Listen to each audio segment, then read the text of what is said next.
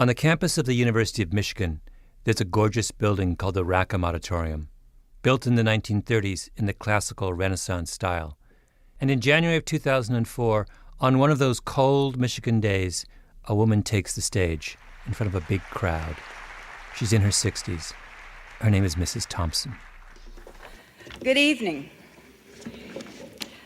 It's indeed a pleasure to be with you this evening here on the campus of the University of Michigan, the home of the Wolverines, is that right? And I heard you had a game last night and you only lost it by 2 points, huh? She tells a funny story about how she was once invited to speak at Nassau and thought she was going to the Bahamas, only to discover that it was Nassau County, Long Island. She talks a little bit about her childhood and her family. Then, right in the middle of her talk, she starts reading a notice of termination sent many years ago to a teacher named Darla Buchanan. Dear Miss Buchanan, due to the present uncertainty about enrollment next year, it is necessary for me to notify you now that your services will not be needed for next year. The students in the auditorium are rapt. This is not what they expected. But Mrs. Thompson goes on and reads all the way to the end. I think I understand that all of you must be under considerable strain, and I sympathize with the uncertainties and inconvenience which you must be experiencing during this period of adjustment. This period of adjustment. Remember that line. It's a nice bit of condescension and understatement. My name is Malcolm Gladwell. You're listening to Revisionist History, my podcast about things overlooked and misunderstood. This episode is about that euphemism in the letter read by Mrs. Thompson, this period of adjustment.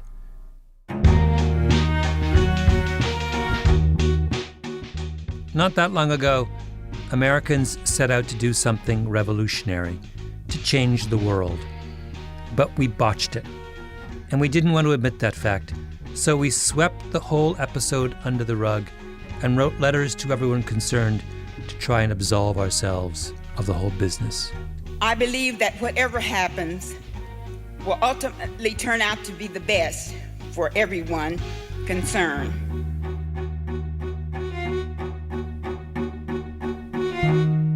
Yeah, right. The letter of termination to Darla Buchanan was written by the superintendent of schools in Topeka, Kansas, the capital of Kansas, a medium-sized city in the upper right-hand corner of the state. Like a lot of cities and towns in the United States, particularly those in the South, Topeka had segregated public elementary schools in the Jim Crow era. White children went to neighborhood schools. Black children went to a separate system of schools scattered around the city with their own black teachers and black principals. In the years after the Second World War, the leading civil rights group of the day, the NAACP, decided to start challenging segregation. Topeka was one of their test cases. They found 13 black families and asked them to go down to their neighborhood white school and try and enroll their children. One of the couples they asked was Oliver and Leola Brown. Oliver Brown worked for the Santa Fe Railroad. Later, he was a pastor. This is Leola Brown, from an interview she gave in 1991 to the Kansas State Historical Society. My husband, Oliver Brown, he was a heavyweight fighter. He used to fight in Golden Gloves. The Browns had a 7-year-old named Linda. The black elementary school she was supposed to go to was called Monroe. To get there, she had to walk 7 blocks, often in freezing weather, and cross a busy road, then get on a bus. The local white elementary school was Sumner, just 4 blocks from the Browns. Linda's playmates from the neighborhood all went there. So one day, as instructed by the NAACP, Oliver Brown took his daughter by the hand and walked her over to enroll at Sumner Elementary. As Linda said, when they got over there, that building looked so big there being a little kid and going up the steps. And then when they got ready to talk, they had her sit on the outside of the office. Dad went in, was talking to the principal. You could imagine how uncomfortable the conversation was. Oliver Brown was not supposed to be there. And the principal would have had no idea what to say to him other than, "I'm sorry, this is the way it is in Topeka," with little Linda waiting out in the hall. And she said she could hear the voices kind of getting a little loud. And he said, well, it wasn't him, it was the school board. That was the policy of the school board, and he couldn't do nothing about it, you know. So he could no way, he could not enroll Linda in that school without their approval. All the black families got the same answer. Your child is not welcome. So the local NAACP chapter sued the school board. Oliver Brown's name was put first, Brown versus Topeka Board of Education. It was bundled with a number of other desegregation cases from all around the country, more than 200 plaintiffs in all, went all the way to the Supreme Court. And on May 17, 1954, in one of the most famous legal decisions in American history, the court ruled in Oliver Brown's favor. The practice of educating black and white school children separately was ruled unconstitutional. It was a unanimous decision and had the broadest possible language which should set for rest once and for all the problem as to whether or not second-class citizenship segregation could be consistent any longer with the law of the country. I'm guessing you were taught about the Brown decision in school, or have watched a documentary on it. It's a milestone, but at the same time, it's a strange case. You could fill an auditorium with all the scholars who have a quarrel with Brown. I mean, just go back and read it. It's supposed to be a ruling in favor of Oliver and Leola Brown and the families of Topeka, but the court actually says something entirely different from what the black people of Topeka were saying. I went to Monroe School here in Topeka from grades 1 through 8. Listen again to Leola Brown's interview with the Kansas State Historical Society. On several occasions, Leola is asked about Monroe, the black school that her daughter had been attending. Leola grew up in Topeka. She went to Monroe as well, and Leola Brown makes it very clear that she loved Monroe. Right? Oh, it was wonderful. I tell you, it was wonderful.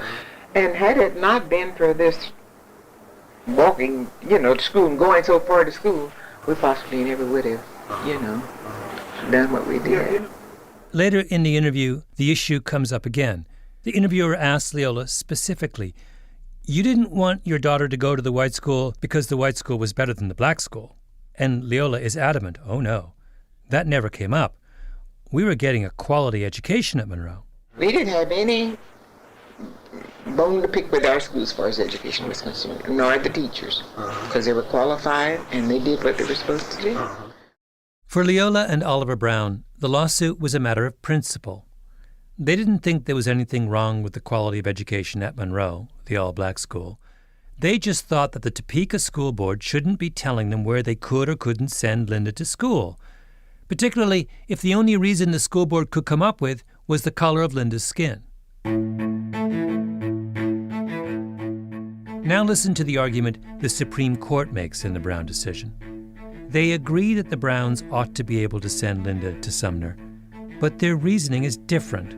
I'm quoting, segregation of white and colored children in public schools has a detrimental effect upon the colored children. The court's conclusion was that segregation was de facto unequal, that simply the act of educating black children separately from white children caused harm, serious harm. The court goes on, segregation with the sanction of law has a tendency to retard the educational and mental development of Negro children. This was light years away from Leola Brown's position. Leola Brown said that black-run schools like Monroe were good schools, but as a matter of principle, she ought to be able to enroll Linda at Sumner. The court said, actually, Monroe is not a good school at all. It can't be a good school because segregation makes it inherently inferior. Leola Brown said, we're fine, we just want some control over our lives. The court said, you're not fine at all. Your educational and mental development has been retarded by your inferior schooling.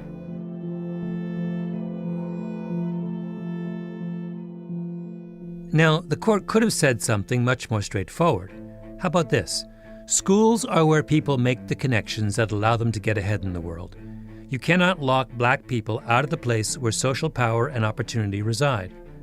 That argument would have done the job, right? But the court doesn't say that. In order to condemn the discrimination the Browns face, the court instead makes the case that black people are psychologically crippled. The historian Darrell Scott wrote a brilliant book a while back called Contempt and Pity, in which he points out that there's been a long history behind this talk of psychological damage. It goes back to the days of slavery.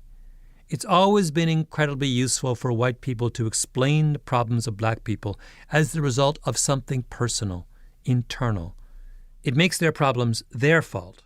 If you go even back to the antebellum period, you would see planners who would talk about how they have no sense of family.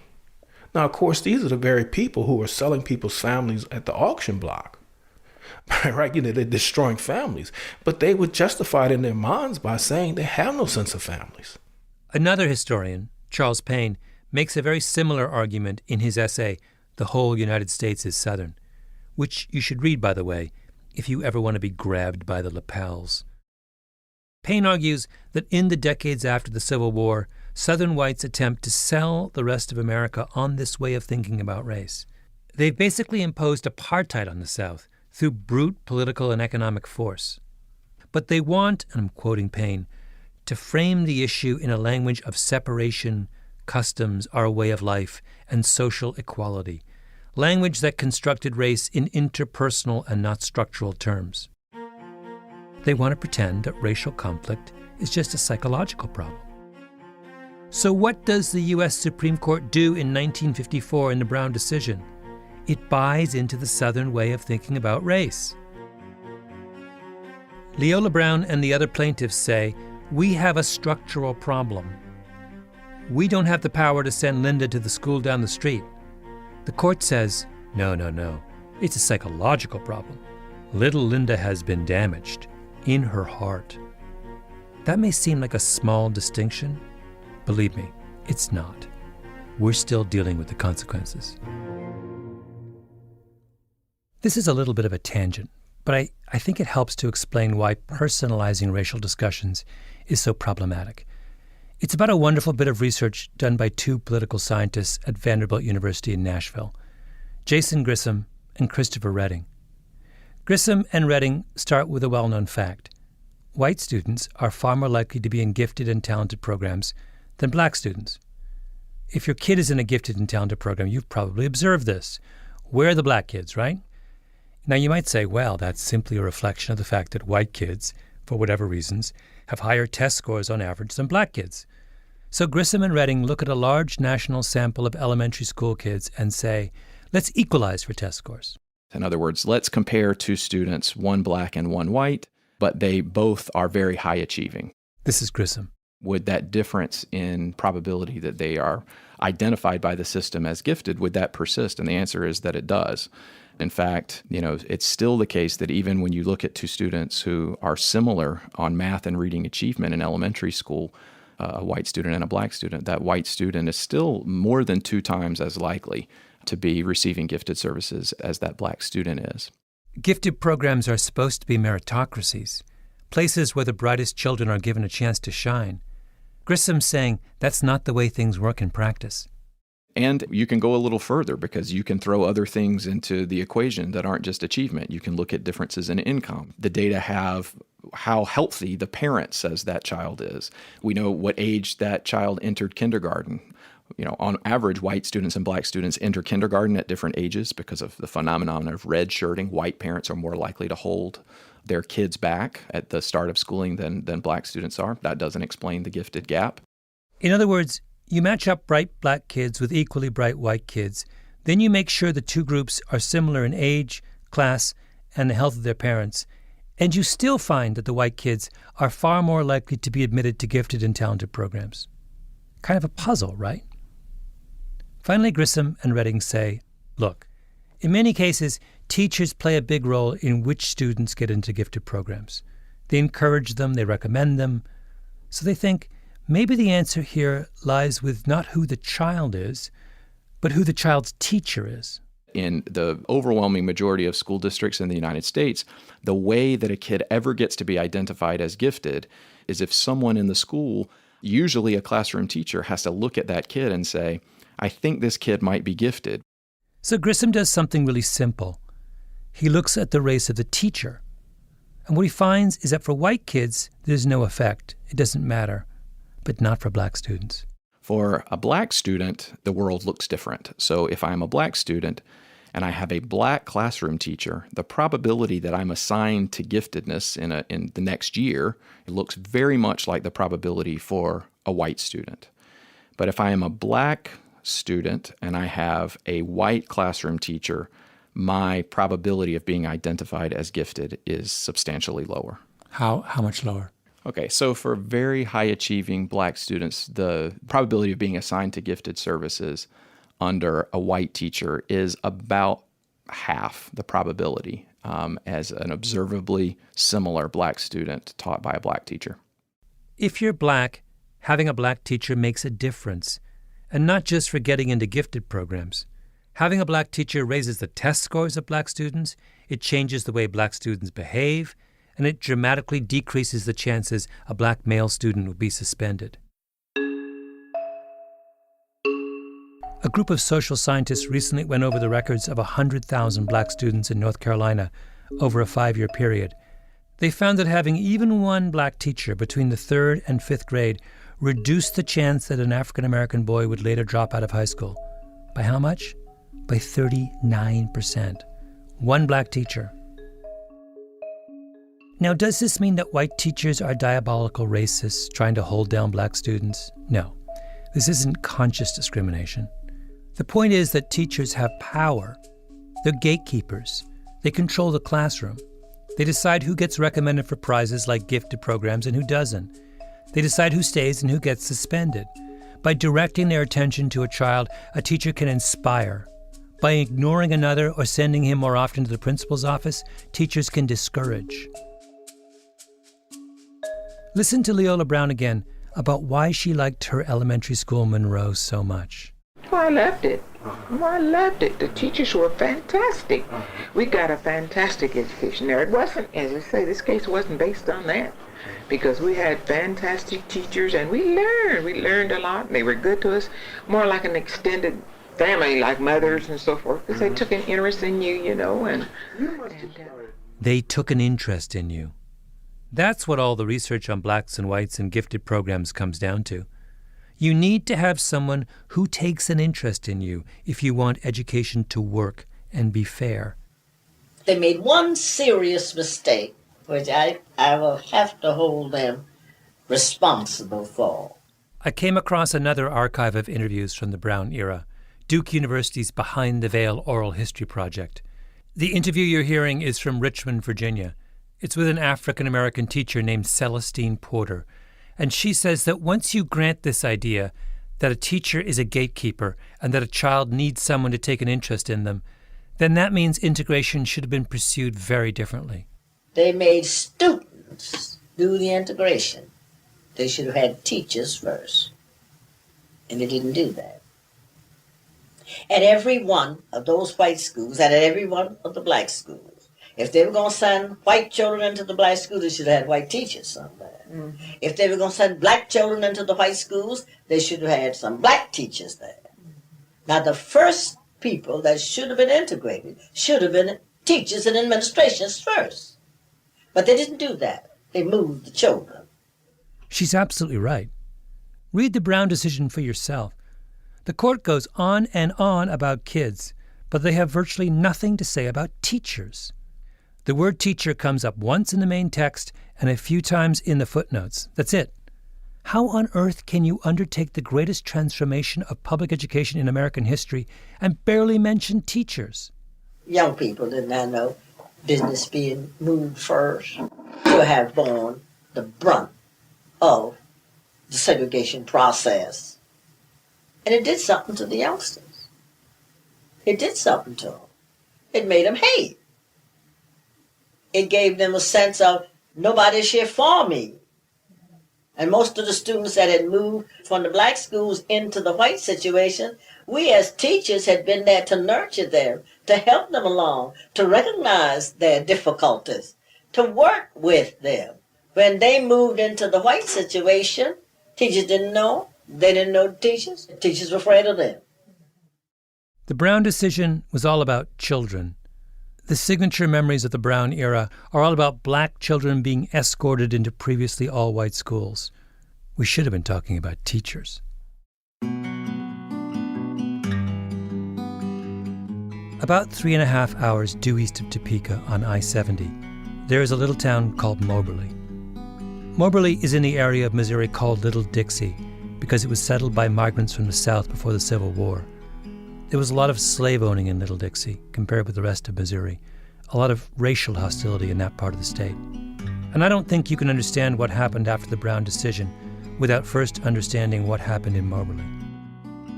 In the early 1950s, Mobberly had a school system employing around 100 teachers across 8 schools.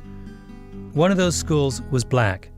It was called Lincoln. Lincoln had 11 teachers. The year after the Brown decision, Mobberly integrates. They do that by closing the one black school, Lincoln, and busing all the black students there to white schools. After closing Lincoln, the Mobberly school system then says, wait, if we combine all the students in Mobberly into one school system, we don't think we need as many teachers as we had before. So they say, let's evaluate all the teachers from the 2 newly combined systems. Keep the best ones, let the mediocre ones go. I think you can see what's coming.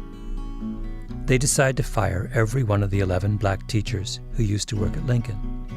So the black teachers sue, and they lose. They appeal, they lose again. In 1959, they ask the Supreme Court to consider the case. The Supreme Court says no. Brown is the great victory, Mobberly is the great defeat, and they're connected. Let me give you a flavor of the case. The black teachers say, you can't possibly say that we were the absolute worst of all the teachers in the combined system. We've been evaluated for years by our superintendent and have been given high marks. The white school board counters with, sure, but you are being compared to other black teachers. You need to be compared to white teachers. So the black teachers say, yeah, but we stack up really well against white teachers. And by the way, this was not a stretch. Virtually every profession except teaching was closed to educated African Americans in those years. If you were smart and liked learning in that era, you became a teacher. The court then says, so what?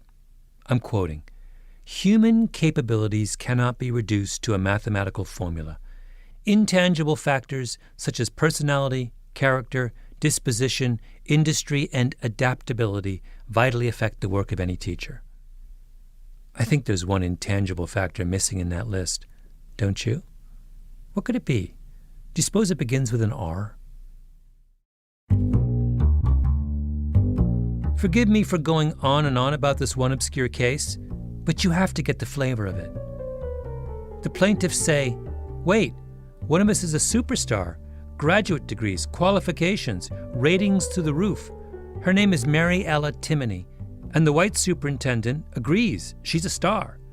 But he says, I'm still not hiring her because, and I'm quoting here from the judge's decision, because she gave the impression that she considered herself superior to other teachers and was resentful towards authority. Resentful towards authority, you think? She just got fired. The judge simply can't get Mary Ella Timony out of his head. I'm quoting again. It is unfortunate when teachers have an attitude such as this teacher has, and I do not mean to say that such attitude is limited to any race or color, but when it does exist, it vitally affects the teaching ability of the individual. She's uppity, an uppity Negro. Of course they don't want to keep her, because they understand the same thing that Leola Brown understands, and all the many academics who have studied what actually happens to black kids in the classroom understand, which is that educational equality is a function of who holds the power in the classroom. So Mobberly, Missouri gets rid of its black teachers. And by the way, so does almost everybody else. Across the entire South, black teachers just get fired, left and right. It wasn't something done secretly, it was done right out in the open. There were something like 82,000 African American teachers in the South before the Brown decision. Within a decade, as the decision was slowly implemented across the country, about half had been fired. What surprises me is the kind of historical amnesia there is surrounding that issue, that many, many people today who are searching for black teachers have no understanding of the fact that many of them lost their jobs. One of the few scholars who has paid any attention to what happened is Michelle Foster, an education professor at the University of Louisville. 20 years ago, Foster tracked as many black teachers from that era as she could find. What role did black women play in the South relative to children? They were nursemaids, they were housekeepers, they were domestics. That's the role they played. You know, every Southerner, I meet a lot of Southerners, they say, well, I had a black somebody who took care of them. But that's a mother, that's a little different position. When you're a teacher, you're evaluating, you're judging. Even those who got to keep their jobs told one story after another of humiliation. It was too much. One of the teachers Foster interviewed went for a meeting with the superintendent with all of the other black teachers who were being kept on. I'm quoting, "There were 15 of us, and not a single one of them in there as dark as I am, not one. That ought to tell you something." By the way, the remaining black teachers couldn't use the teacher's bathroom. They had to use the children's bathroom.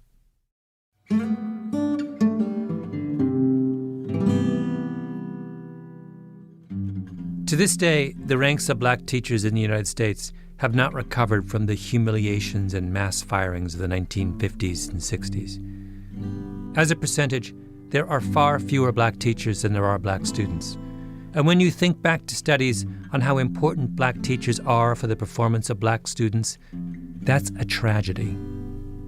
Georgia, South Carolina, Florida, Alabama, one classroom after another was purged of its black teachers. And Topeka, Kansas, of course. Topeka made a show of it. They assigned a black teacher to a half-time position at the formerly all-white Randolph School. And then the principal, a man named Stanley Stalter, had the task of calling up white parents to see if they objected to this one half-time black teacher. And of course they did. Some were adamant, no. Some of them had very peculiar reasons for not wanting this child in the black teacher's room. That's the principal, Stalter, interviewed by the Kansas Historical Society. Another one said, my child is now 12 years of age and is beginning her menstrual period, and this is not the time of her life to be put in here with a black teacher, a male. Okay. That one topped everything. There's a limit to how many times a school board is going to try and talk white tax-paying parents out of their fear of placing a menstruating adolescent in class with a black teacher. Far easier just not to hire any black teachers at all. Dear Miss Buchanan, due to the present uncertainty about enrollment next year in schools for Negro children, it is not possible at this time to offer you employment for next year. If the court should rule that segregation in the elementary grades is unconstitutional, our board will proceed on the assumption that the majority of people in Topeka will not want to employ Negro teachers next year for white children. I said at the beginning that the woman reading that letter at the conference at the University of Michigan was a Mrs. Thompson. That's her married name. Her first name is Linda. Her maiden name is Brown, Linda Brown, the Brown of Brown v. Topeka Board of Education. This is the little girl Oliver Brown tried and failed to enroll at Sumner Elementary School. She was invited to Michigan to speak in celebration of the 50th anniversary of the Supreme Court decision. And what does Linda Brown Thompson do? In the middle of her talk, she interrupts her eyewitness account to remind her audience who bore the cost of integration. Not white people, black people. I think I understand that all of you must be under considerable strain, and I sympathize with the uncertainties and inconvenience which you must be experiencing during this period of adjustment. I believe that whatever happens will ultimately turn out to be the best for everyone concerned. Sincerely yours, Wendell Godwin, Superintendent of Schools.